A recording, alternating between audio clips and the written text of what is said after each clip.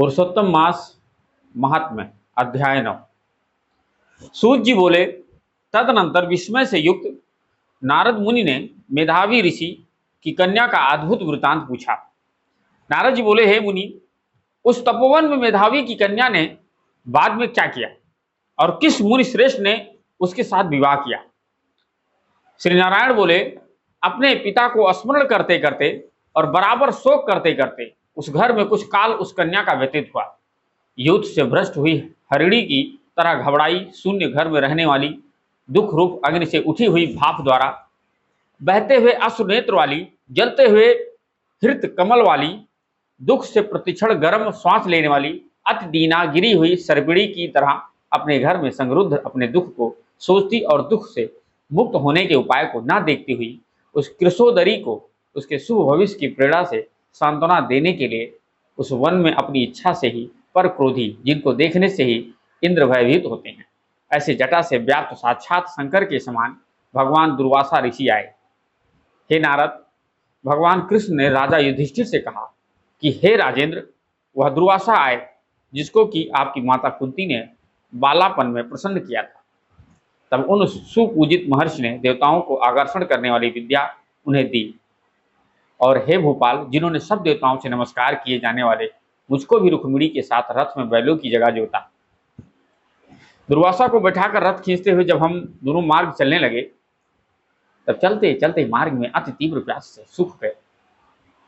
तालु और ओष जिस रुक्मिणी के ऐसी जल चाहने वाली रुक्मिणी ने जब मुझे सूचित किया, तब कंधे पर रथ की जोत को रखे हुए चलते चलते ही पांव के अग्रभाग से पृथ्वी को दबाकर रुक्मिणी के प्रेम के वशीभूत मैंने भोगवती नाम की नदी को उत्पन्न किया।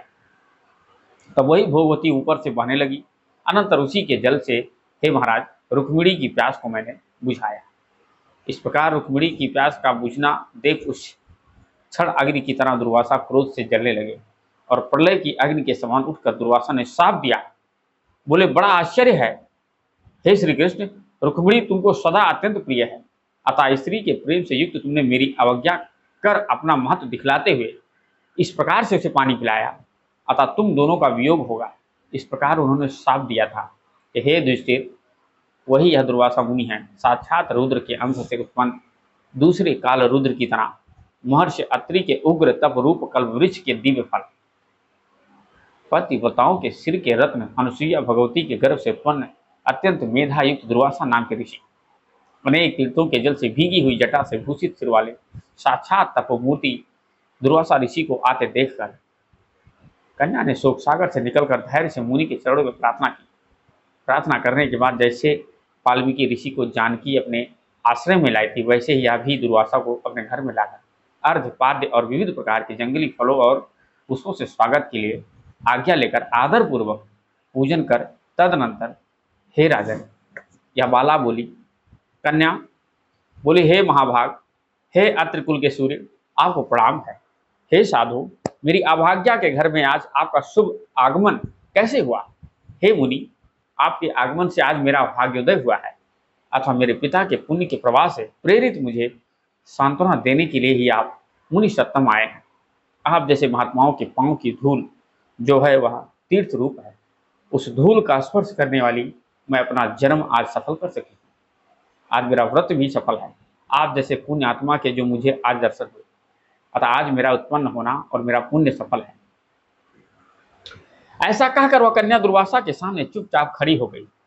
तब भगवान शंकर के अंश से उत्पन्न दुर्वासा मुनि मंद हास्य युक्त बोले। दुर्वासा बोले, हे द्विजसुते, तू बड़ी अच्छी है। तूने अपने पिता के कुल को तार दिया।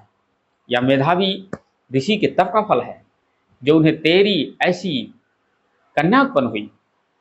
तेरी धर्म में तत्परता जान कैलाश से मैं यह आया और तेरे घर आकर तेरे द्वारा मेरे पूजन हुआ। ये वरारोह मैं शीघ्र ही बदरिका आश्रम में मुनीश्वर सनातन नारायण देव के दर्शन के लिए जाऊंगा, जो प्राणियों के हित के लिए अत्यंत उग्र तप कर रहे हैं। कन्या बोली, हे ऋषि, आपके दर्शन से ही मेरा शोक समुद्र सूख गया है। अब इसके बाद मेरा भविष्य उज्जवल है, क्योंकि आपने मुझे सांत्वना दी है। हे मुनि, मेरे उस प्रादुर्भूत बड़ी भारी ज्वाला युक्त दुख रूप अग्नि को क्या आप नहीं जानते? हे दया सिंधु, हे शंकर, उस दुख अग्नि को शांत कीजिए। मेरे विचार से हर्ष का कारण मुझे कुछ भी दिखलाई नहीं देता। ना मुझे माता है, ना पिता है, ना तो भाई है जो धैर्य प्रदान करता। अतः दुख समुद्र से पीड़ित मैं कैसे जीवित रह सकती। जिस जिस दिशा में मैं देखती हूँ वह दिशा मुझे शून्य ही प्रतीत होती है। इसलिए हे तपोनिधि, मेरे दुख का निस्तार आप शीघ्र करें। मेरे साथ विवाह करने के लिए कोई भी नहीं तैयार होता। इस समय मेरा विवाह ना हुआ तो मैं फिर वृषली शूद्रा हो जाऊंगी।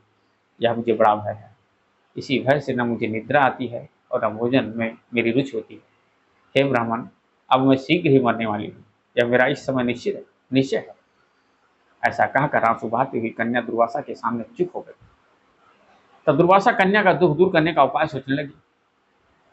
श्रीनारायण बोले, इस प्रकार मुनि कन्या के वचन सुनकर और इसका अभिप्राय समझकर बड़े क्रोधी मुनिराज दुर्वासा ने उस कन्या का कुछ हित विचार पूर्ण कृपा से उसे देखकर सारभूत उपाय बतलाया।